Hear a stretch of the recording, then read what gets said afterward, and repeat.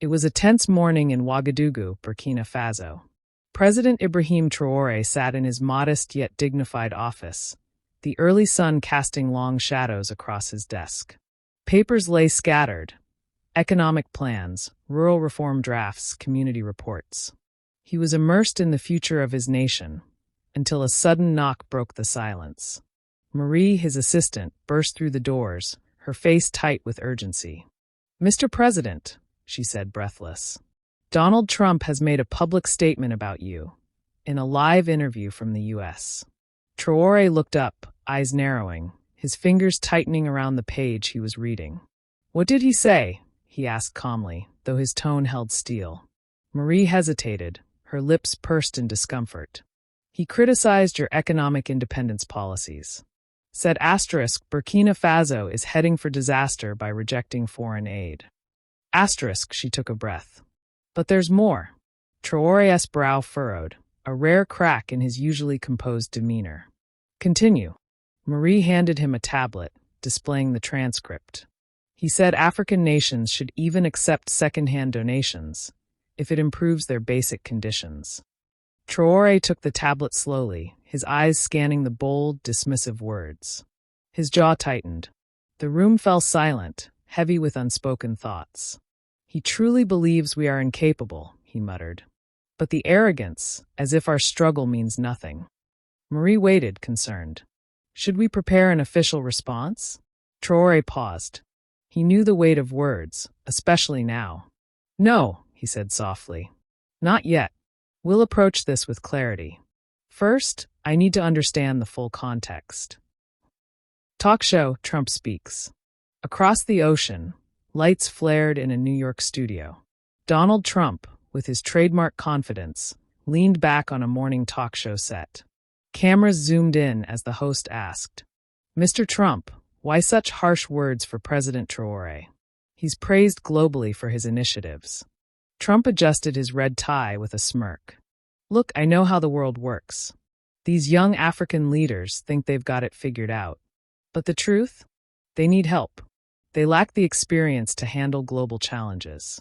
His comments went viral within hours. Social media erupted. Some voices defended him, others condemned the paternalistic tone. A digital storm was brewing. Back in Ouagadougou, a calm before response.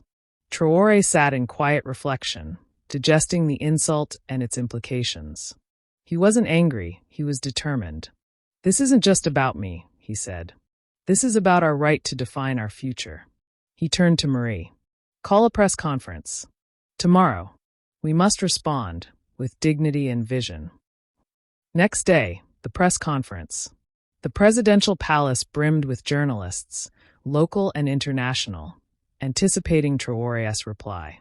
Cameras rolled. The air was electric. Dressed in traditional Burkinabe attire, Traore stepped onto the stage. His voice was calm, deliberate. "Yesterday," he began, "Mr. Donald Trump stated that African nations should accept second-hand donations, if it helps them survive." A hush fell over the room. "But let me be clear," he continued, his voice rising. "Burkina Faso will no longer accept second-hand clothes. Not because we are arrogant, but because we are proud of our culture, of our traditions, of our ability to shape our own destiny." Gasps rippled through the crowd. "Africa does not need handouts," he declared.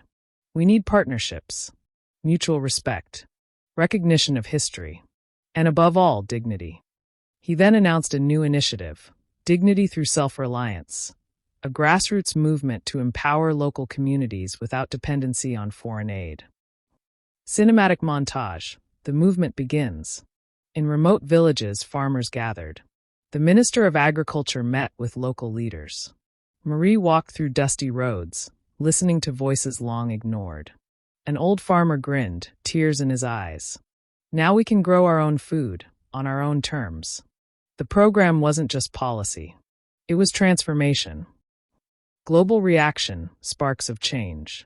Traore's words echoed beyond borders.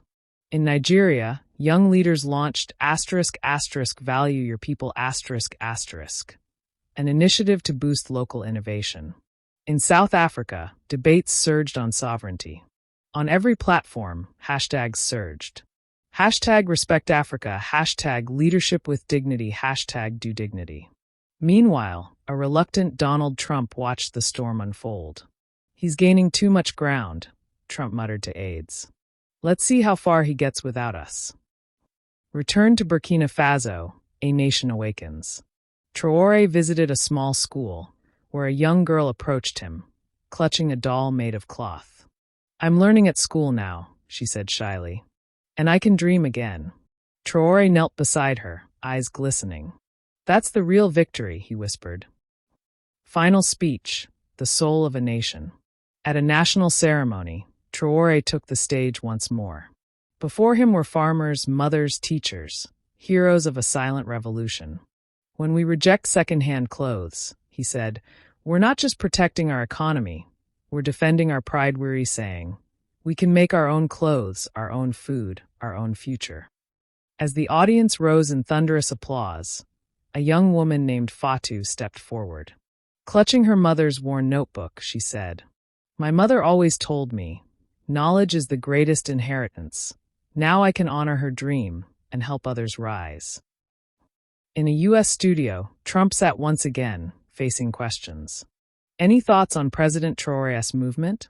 Trump paused. Then, with a faint nod, this guy, he's something else.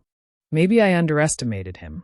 Back in Burkina Faso, Traoré smiled as he watched a seamstress proudly display local clothing. This, he said quietly, is what freedom looks like.